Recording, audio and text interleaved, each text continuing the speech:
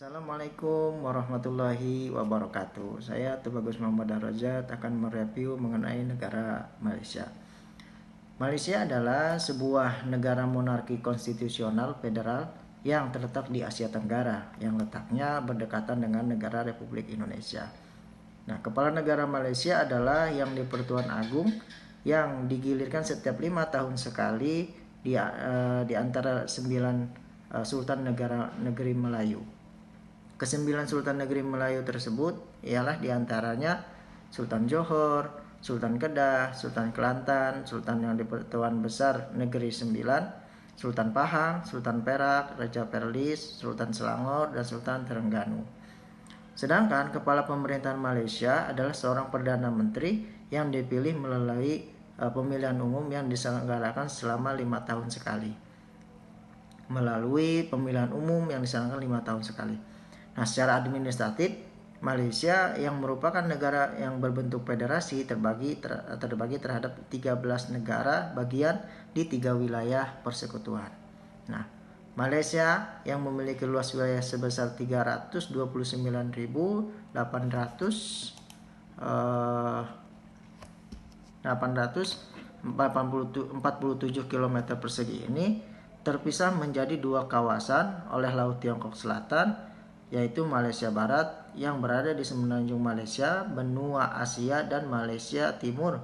Di selatan Malaysia Barat adalah Singapura yang dipisahkan oleh Selat Johor. Di Malaysia Timur, Malaysia berbatasan dengan Brunei Darussalam. Di sebelah utaranya, sedangkan di sebelah selatan adalah Indonesia. Nah, sebelah timur Malaysia Timur adalah Laut Sulu dan Laut Sulawesi. Sebelah utaranya adalah Laut Tiongkok Selatan. Dan ibu kota Malaysia adalah di Kuala Lumpur, sedangkan Putrajaya merupakan pusat pemerintahan persekutuan. Jumlah penduduk Malaysia sebanyak 31.809.660 jiwa. Ini estimasi di bulan Juli tahun 2018. Yang mayoritas penduduknya adalah beragama Muslim atau Islam, 61,3%.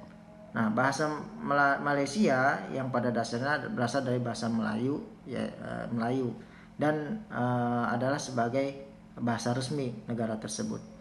Nah, Bumi Putra gabungan suku Melayu, orang asli, Dayak, dan anak negeri, merupakan suku terbesar di Malaysia, yaitu sebanyak 61,7%. Sedangkan suku lainnya seperti Tionghoa sebanyak 20,8%, suku asli Sabah, Sarawak atau indigenous sebanyak 11,8%, dan suku India sebanyak 6,2%. Angka pertumbuhan penduduk Malaysia adalah sekitar 1,4%. Nah, itulah sedikit mengenai negara Malaysia, yang mana selanjutnya akan dijelaskan oleh teman kami. Terima kasih.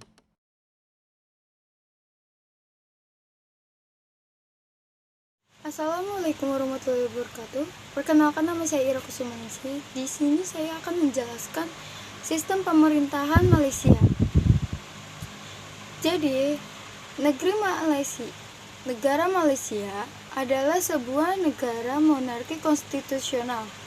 Kepala negara dari persekutuan di Malaysia itu disebut yang di-Pertuan Agong, atau biasa disebut Raja Malaysia, yang dipilih dari 9 sultan di negeri Malaysia untuk menjabat selama 5 tahun.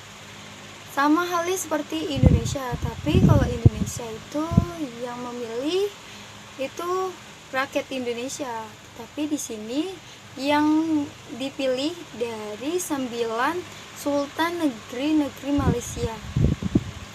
Jadi ada 4 pemimpin negeri lainnya yang bergelar gubernur yang tidak turut serta di dalam pemilihan. Lalu sistem pemerintahan di Malaysia itu bermodelkan parlementer Westminster atau warisan penguasa kolonial Britania. Tapi di dalam praktiknya, kekuasaan itu lebih berpusat di eksekutif daripada di legislatif dan yudikatif.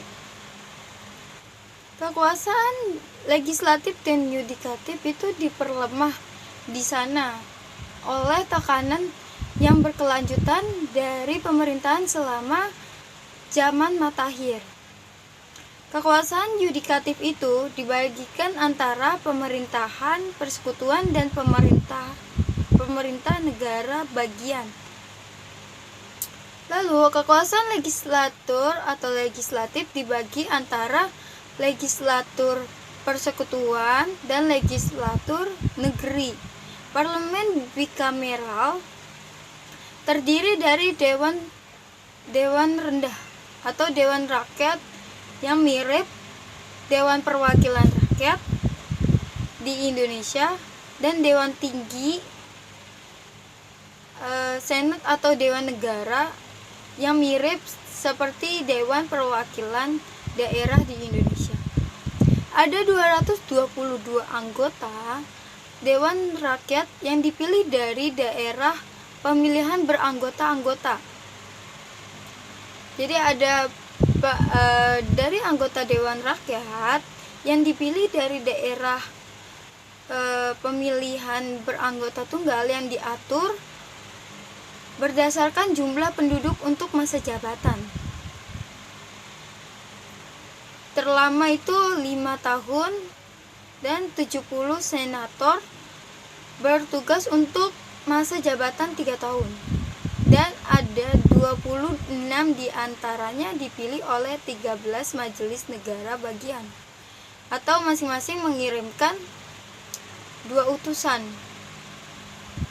2 mewakili wilayah Persekutuan Kuala Lumpur dan masing-masing 1 mewakili wilayah Persekutuan Labuan dan Putrajaya. Dan 40 oleh Raja atas nasihat Perdana Menteri. Dan di Malaysia, pemilih yang terdaftar itu hanya berusia 21 tahun ke atas, tidak seperti di Indonesia. Di Indonesia kita memilih itu 17 tahun sudah mempunyai KTP, kita sudah bisa memilih presiden. Tetapi kalau di Malaysia tidak. Jadi untuk dapat memberikan suara kepada calon anggota Dewan Rakyat dan calon anggota Dewan Legislatif negara bagian itu, di beberapa negara bagian voting itu tidak diwajibkan, tidak seperti di Indonesia. Jadi lalu ada kekuasaan eksekutif yang dilaksanakan oleh kabinet yang dipimpin oleh Perdana Menteri. Konstitusi Malaysia menetapkan bahwa Perdana Menteri haruslah anggota Dewan Rendah atau Dewan Rakyat yang direstui Yang di Pertuan Agong dan mendapat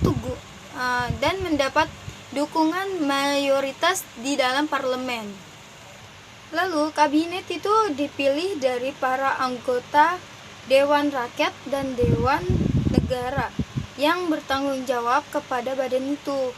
Sedangkan kabinet itu merupakan anggota parlemen yang dipilih dari Dewan Rakyat atau Dewan Negara. Lalu ada juga pemerintahan negara bagian dipimpin oleh menteri besar di negeri-negeri Malaysia, atau kedua menteri di negara-negara yang tidak memelihara monarki lokal, yaitu seorang anggota majelis negara bagian dari partai mayoritas di dalam Dewan Undangan Negeri. Jadi di tiap-tiap negara bagian yang memelihara monarki lokal itu menteri besar yang haruslah seorang suku Melayu Muslim. Meskipun penguasa ini menjadi subjek kebijaksanaan para penguasa, kekuasaan politik di Malaysia amat penting untuk memperjuangkan suatu isu atau suatu hak. Oleh karena itu, kekuasaan itu memainkan perannya yang amat penting dalam melakukan perubahannya.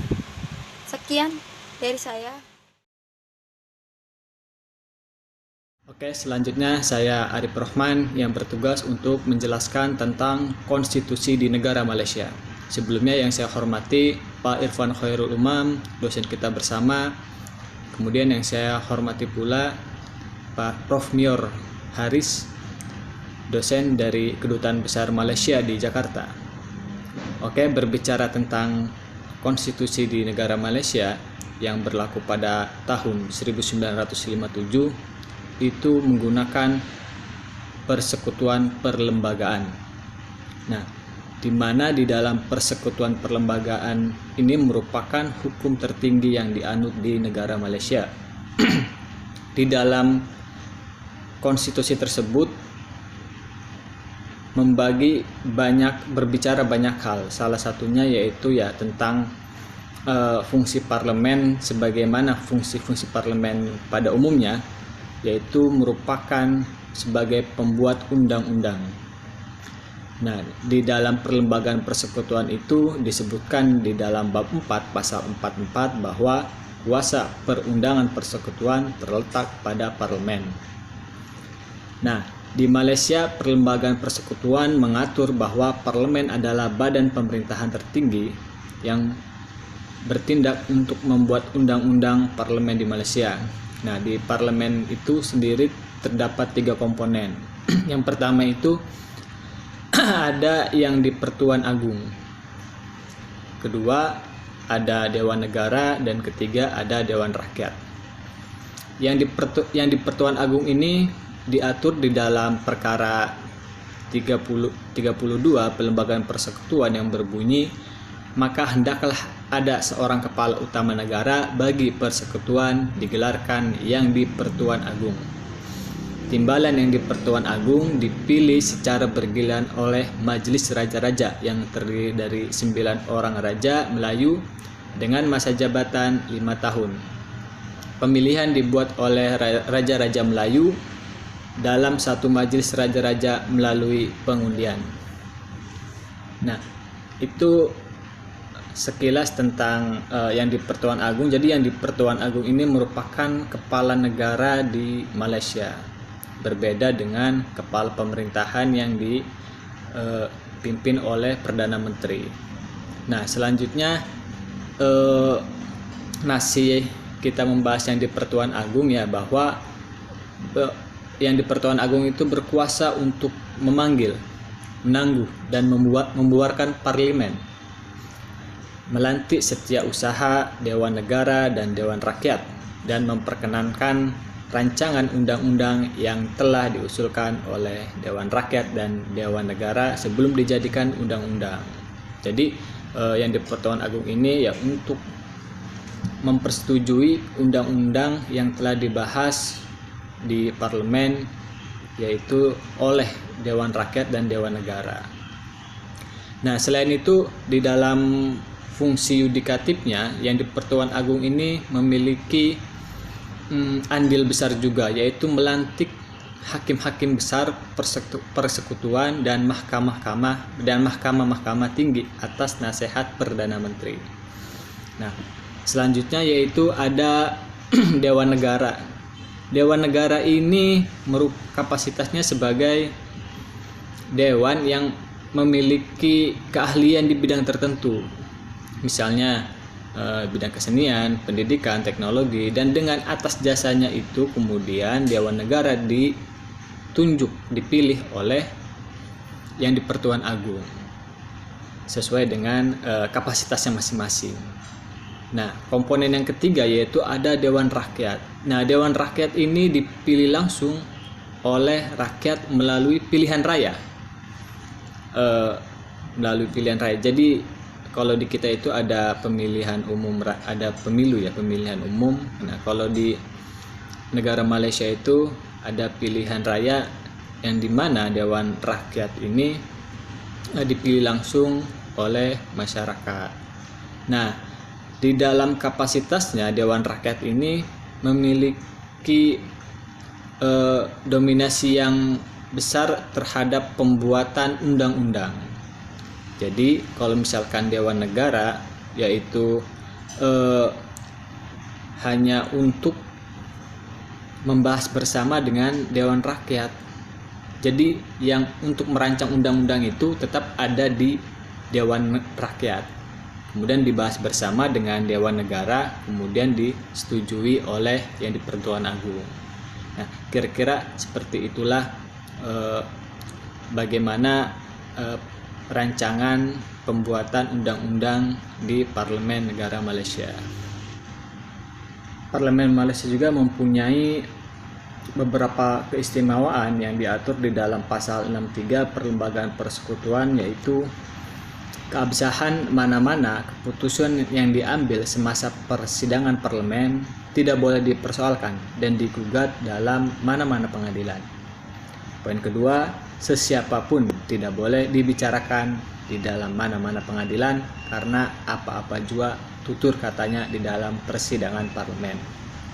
Nah, selanjutnya pasal 68 Perlembagaan Persekutuan mengatakan bahwa Dewan Negara hanya berkuasa untuk menangguh pembuatan undang-undang itu saja, tidak mempunyai kuasa untuk menolak undang-undang yang telah dipersetujukan di Dewan Rakyat, juga tidak mempunyai kuasa untuk membuat sekarang perubahan undang-undang tersebut. Nah, sekilas tentang parlemen di Malaysia. Selanjutnya yang menarik dari salah satu sistem hukum di Malaysia adalah dengan adanya kemajemukan sistem hukum dan jaminan konstitusional negara terhadap hukum Islam dan hukum agama lain, dan adanya dualisme peradilan terhadap kasus-kasus pelanggaran norma Islam dan kasus-kasus pelanggaran norma sipil, sebagaimana ditegaskan dalam pasal 3 ayat 1 Perlembagaan Persekutuan Malaysia bahwa Islam ialah agama bagi persekutuan, tetapi agama lain boleh diamalkan dengan aman dan damai di mana-mana, bahagiakan persekutuan.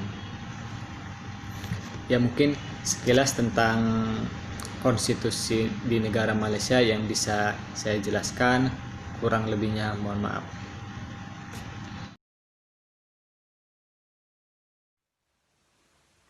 Assalamualaikum warahmatullahi wabarakatuh. Saya Muhammad Rifai. Di sini saya berkesempatan untuk menerangkan partai-partai politik yang ada di Malaysia. Seperti halnya Indonesia, Malaysia pun memiliki partai-partai politik. Kurang lebih terdapat 35 partai politik yang ada di Malaysia.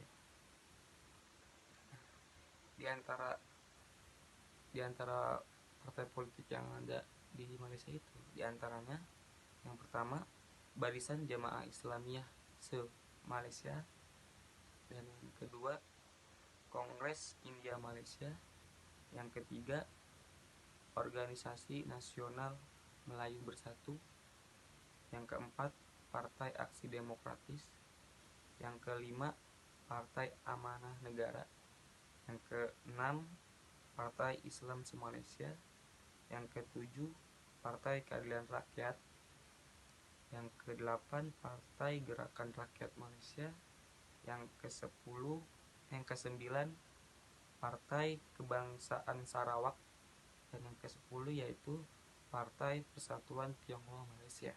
Nah, saya hanya menyebutkan 10 dari 35 partai yang ada di Malaysia.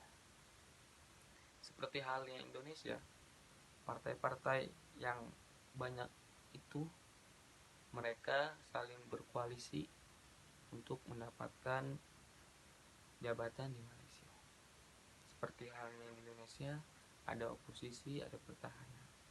Mungkin itu sedikit yang bisa saya sampaikan. Kurang lebihnya mohon maaf. Wallahu muwaffiq ila aqwamit thoriq. Wassalamualaikum warahmatullahi wabarakatuh. Bismillahirrahmanirrahim. Saya akan mempresentasikan mengenai sistem pendidikan yang berada di negara Malaysia. Malaysia merupakan negara bekas jajahan dari negara Inggris. Maka dari itu, ada beberapa sistem pendidikannya yang diikuti dari negara Inggris tersebut. Dan Malaysia memiliki 4 jenjang dalam sistem pendidikannya. Yang pertama adalah prasekolah. Nah, prasekolah ini wajib diikuti mulai umur 4 hingga 6 tahun. Dan yang disebut dengan tadika, yang artinya taman pendidikan kanak-kanak. Jenjang yang kedua adalah pendidikan rendah. Nah, pendidikan rendah ini diikuti selama kurun waktu 6 tahun, mulai umur 7 hingga 12 tahun.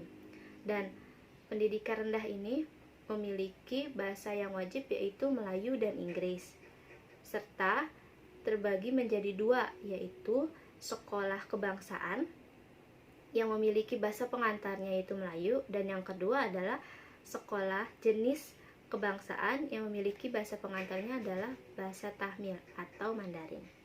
Nah, jenjang yang ketiga adalah pendidikan menengah. Pendidikan menengah ini diikuti selama 5 tahun dan terbagi menjadi dua kelas, yaitu sains dan seni. Dan selebih dari kelas itu pun diwajibkan untuk mengikuti organisasi luar atau organisasi umum yang sudah disiapkan oleh pemerintah Malaysia tersebut. Antara lain adalah uniform group, penampilan seni, dan yang ketiga adalah klub dan kemasyarakatan, dan yang keempat adalah olahraga dan permainan. Dan selanjutnya, jenjang yang keempat adalah pra-university. Nah, pra-university ini diikuti selama kurun waktu 2 tahun untuk mempersiapkan ke jenjang universitas. Dan di Malaysia sendiri pun memiliki program beasiswa yang sudah disiapkan oleh Kementerian Pengajian Tinggi Malaysia untuk diikuti ke berbagai universitas yang ada di Malaysia.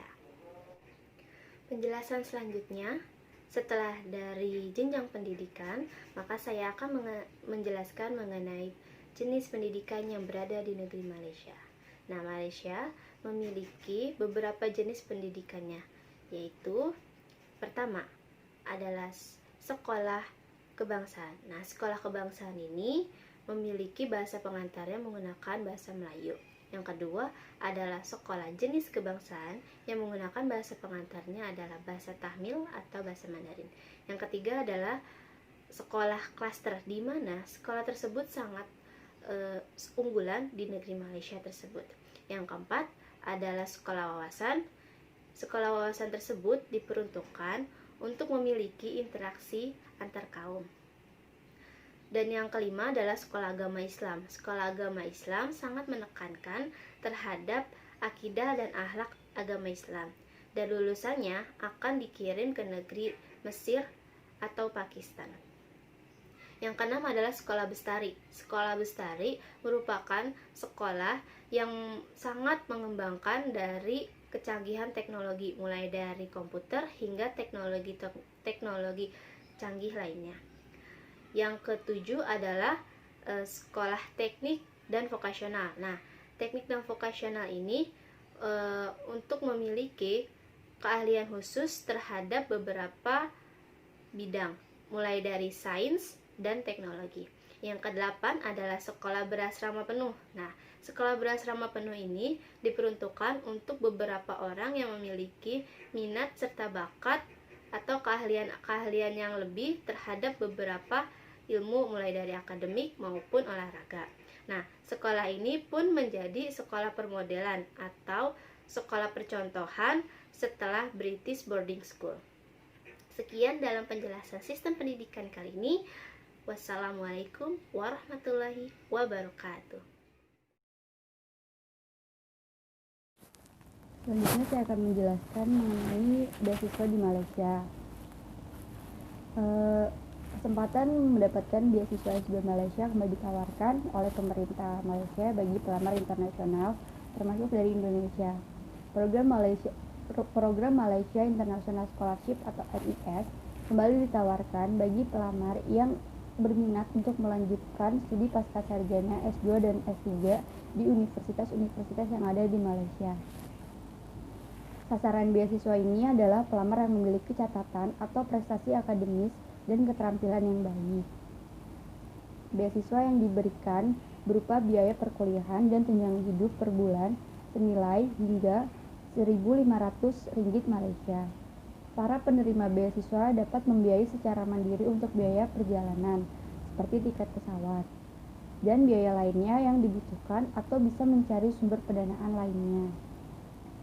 Adapun 10 universitas teratas Malaysia yang mencapai 110 universitas terbaik di Asia. Yang pertama, Universiti Malaya. Yang kedua, Universiti Putra Malaysia. Yang ketiga, Universiti Sains Malaysia.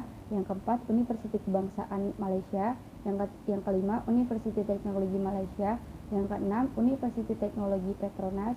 Yang ketujuh, Taylor University. Yang kedelapan, University College Sedaya Internasional. Yang kesembilan, Universiti Utara Malaysia. Dan yang terakhir, Universiti Teknologi Mara.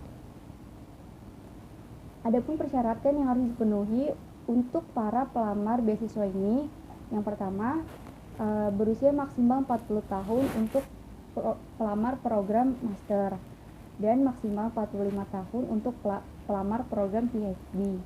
Yang kedua, IPK minimal 3,5 pada jenjang pendidikan sebelumnya. Yang ketiga, bukti kemampuan bahasa Inggris dengan skor minimal IELTS 6,5, TOEFL BPT 580, TOEFL CBT 230, TOEFL IBT 92. Yang keempat, membuat satu proposal dengan panjang minimal 1000 kata yang relevan dengan bidang studi yang dituju. Adapun berkas dokumen yang dibutuhkan, yang pertama, formulir pendaftaran. Formulir pendaftaran ini bisa didapatkan dengan kita sebagai pelamar untuk beasiswa di Malaysia ini menghubungi kedutaan besar Malaysianya. Yang kedua, salinan paspor yang valid minimal selama 6 bulan. Yang ketiga, salinan transkrip nilai dari studi S1 sebelumnya. Apabila pada transkrip nilai tidak terdapat keterangan sistem penilaian atau grade system, maka peserta juga wajib melampirkan dokumen resmi dari universitas berisi penjelasan sistem penilaian yang digunakan pada transkrip nilai. Seluruh dokumen tersebut harus telah dilegalisasi atau dilegalisir oleh universitas sebelumnya. Salinan bukti kemampuan bahasa Inggris, TOEFL atau IELTS. Terus yang ke-5, surat rekomendasi dari 2 pemberi rekomendasi, contohnya dosen pembimbing, supervisor, dan sebagainya. Yang ke-6, endorsement form. Yang ke-7, surat penerimaan dari Universitas Malaysia. Terus yang ke-8, CV. Dan yang terakhir, proposal riset. Demikian yang dapat saya sampaikan mengenai beasiswa di Malaysia. Kurang lebihnya mohon maaf. Wassalamualaikum warahmatullahi wabarakatuh.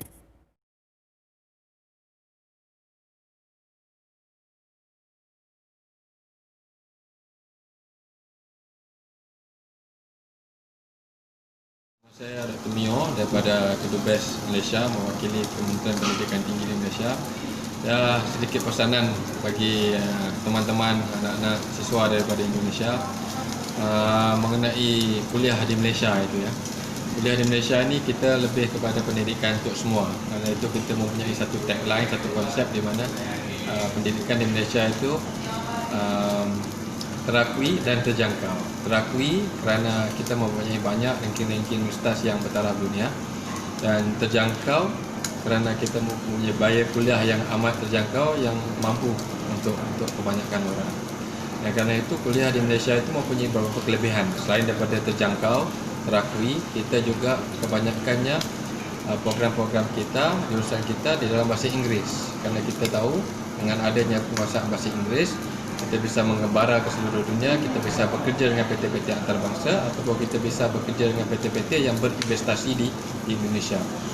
Nombor 3, kita juga mempunyai ramai siswa antarabangsa. Siswa antarabangsa itu kita ada 150,000 siswa antarabangsa seluruh dunia, daripada Pakistan, India, Amerika, Eropah, Australia, Inggeris dan sebagainya. Jadi kita mempunyai satu exposure. Bukan saja bila kuliah di Malaysia bukan saja bertemu dengan orang Malaysia, malah bertemu dengan pelbagai bangsa, pelbagai agama. Jadi kita mempunyai satu pemikiran yang internasional yang bisa kita guna pakai apabila kita bekerja esok.